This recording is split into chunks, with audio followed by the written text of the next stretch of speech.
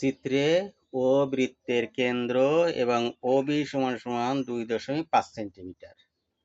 ও বৃত্তের কেন্দ্র এবং OB সমান সমান 2.5 সেন্টিমিটার বলে ক নম্বরে ABCD বৃত্তটির পরিধি নির্ণয় করো। ABCD বৃত্তটির পরিধি নির্ণয় করো। এই প্রশ্নটা, এই যে 4 নাম্বারের প্রশ্ন, পৃষ্ঠা নাম্বার 160, এই প্রশ্নের পৃষ্ঠা নাম্বার 160, 4 নম্বরের প্রশ্ন এই ক খ গ খ বিএডি কোণ সমান হাফ বিওডি কোণ, আর এসি ও বিডি পরস্পর ই বিন্দুতে ছেদ করলে প্রমাণ করো যে এ ও বি কোণ, মানে এ ও এটা ও বি কোণ আর প্লাস সি ও ডি কোণ সমান সমান 2AE বি কোণ। এই খ আর ঘ এইবার ফাইনাল পরীক্ষার সময় টেনে উঠতে গেলে অবশ্যই এই দুইটা ভাঙাচোরা প্রশ্ন হবেই হবে।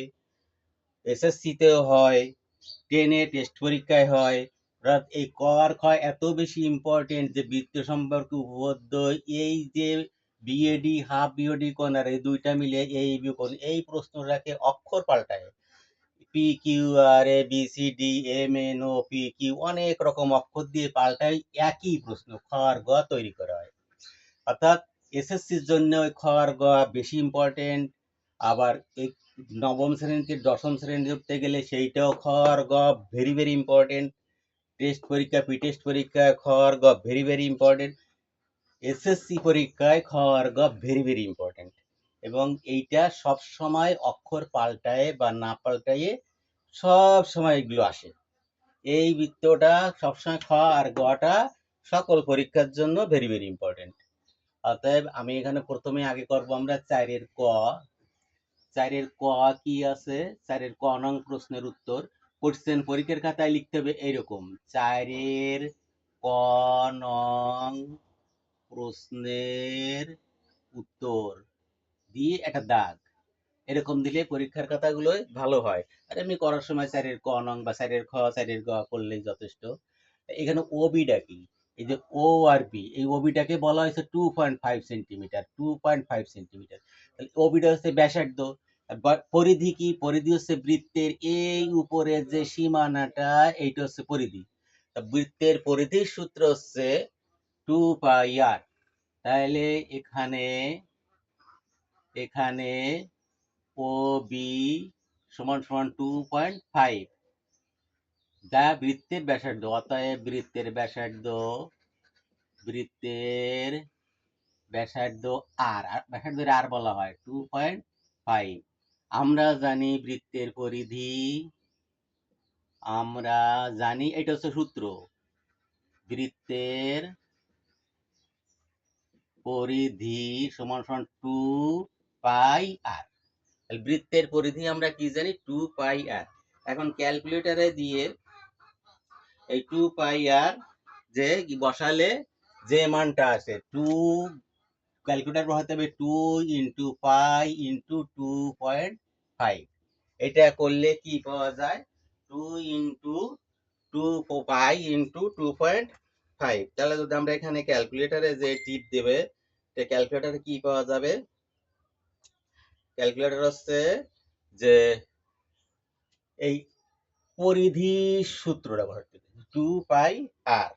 তা 2πr বসানোর পরে যে ক্যালকুলেটরে ভেজে 2 গুণ, তারপরে পাই দেখবে ক্যালকুলেটরে পাওয়া যাবে পাই গুণ 2.5 বসালে 15.707 চলে আসবে। কি আসবে? গুণ করলে 15.707। এখানে লক্ষ্য রাখতে হবে যে দশমিকের পর 3টে অঙ্ক নিতে হবে। তারপরে এখানে একক দেখতে হবে, একক কিসে আছে? সেন্টিমিটারে না মিটারে? সেন্টিমিটারে আছে। তাহলে সেন্টিমিটার, যেহেতু দশমিক আর অক্ষর ছিল, প্রায় কথাটা লিখলে ভালো হয়। না এখন তো খুব কড়াকড়ি করে খাতা দেখা হয়, অতএব সবকিছু খুঁটিনাটি লেখা ভালো। তাহলে 2πr আমরা পাইলাম যে কি? পাইলাম যে বৃত্তের পরিধি। আচ্ছা, বৃত্ত সম্পর্কে তাহলে কয়টা সূত্র আমরা একটু লিখি না? বৃত্তের সূত্র, যেহেতু এটা একটু সময় আছে, বৃত্তের সম্পর্কিত সূত্র। এক নম্বর হচ্ছে বৃত্তের ক্ষেত্রফল। বৃত্তের ক্ষেত্রফল পাই আর স্কয়ার, বর্গ একক। ক্ষেত্রফলে কি হয়? বর্গ।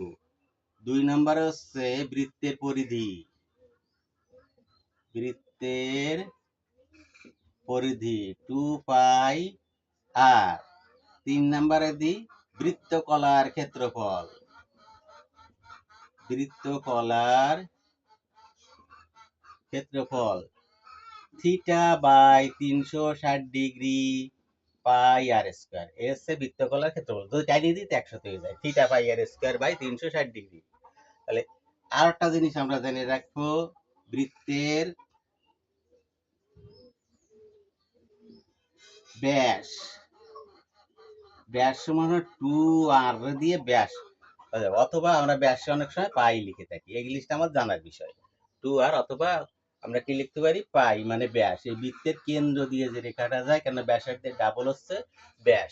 তাহলে বৃত্তের ক্ষেত্রফল, বৃত্তের ক্ষেত্রফল এর ভিতরে কতটুকু জায়গা আছে তার ক্ষেত্রফল বলে পাই আর স্কয়ার, পাই দিয়ে ব্যাসার্ধের স্কয়ার। বৃত্তের পরিধি, পরিধি মানে এই সীমানা, বৃত্তের পরিধি। বৃত্তের পরিধি হচ্ছে 2 পাই আর। বৃত্তকলার ক্ষেত্রফল বলতে কি বোঝায়? তাহলে একটা বৃত্ত, এটা কেন্দ্র, তাহলে এ একটা কোণ কেটে নিলাম, তাহলে এই যে অংশটুকু এর কলায় বৃত্তকলার ক্ষেত্রফল বা বৃত্তাংশের ক্ষেত্রফল। এইটার সূত্র কি? Theta by 360 degree. বৃত্তের কোণে ধরো এই যে কোণটুকু উৎপন্ন করেছিল, এখানে একটা কোণ উৎপন্ন করেছে না, এটা যদি থিটা ধরি তাহলে থিটা অর্থাৎ 30 ডিগ্রি, 40 ডিগ্রি, 50 ডিগ্রি হতে পারে। থিটা বাই 360 তার মানে কি কোণটা পুরোটা ছিল 360। তাই এই যেটুক কোণ নেওয়া হবে, যে এই বৃত্তর যেটুকু কোণ নেওয়া হবে, এই থিটা কোণ বাই পুরো কোণটা 360 ইন্টু বৃত্তের ক্ষেত্রফল পাই এর স্কয়ার দিলে এই বৃত্তকলার এই অংশটুকু ক্ষেত্রফল চলে আসে। আচ্ছা, বৃত্তের ব্যাস। ব্যাস হচ্ছে কি? এই কেন্দ্র দিয়ে যে রেখাটা চলে যায় এটা হচ্ছে বৃত্তের ব্যাস। তাহলে এইখানে এই ব্যাসার্ধ কতটুকু? এইটুকু আর, তাহলে 2 আর। তাহলে বৃত্তের ব্যাস 2r। এ একটার মানে এন যদি ব্যাসার্ধ 3 হয়, এখানে একটু 3 আছে, 3 আর 3 6 ব্যাস, তার মানে ব্যাসার্ধের দ্বিগুণ। এসে বৃত্তের ব্যাস। তাহলে বৃত্ত সম্পর্কে যখন আমরা করতে যাবো না 16 পয়েন্টে, এই সূত্রগুলো লাগবে না। এখানে যেহেতু একটা লাগছে, সূত্রগুলো আমরা আগে জেনে নিই, যে বৃত্তের ক্ষেত্রফল, বৃত্তের পরিধি, বৃত্তকলার ক্ষেত্রফল, বৃত্তের ব্যাস।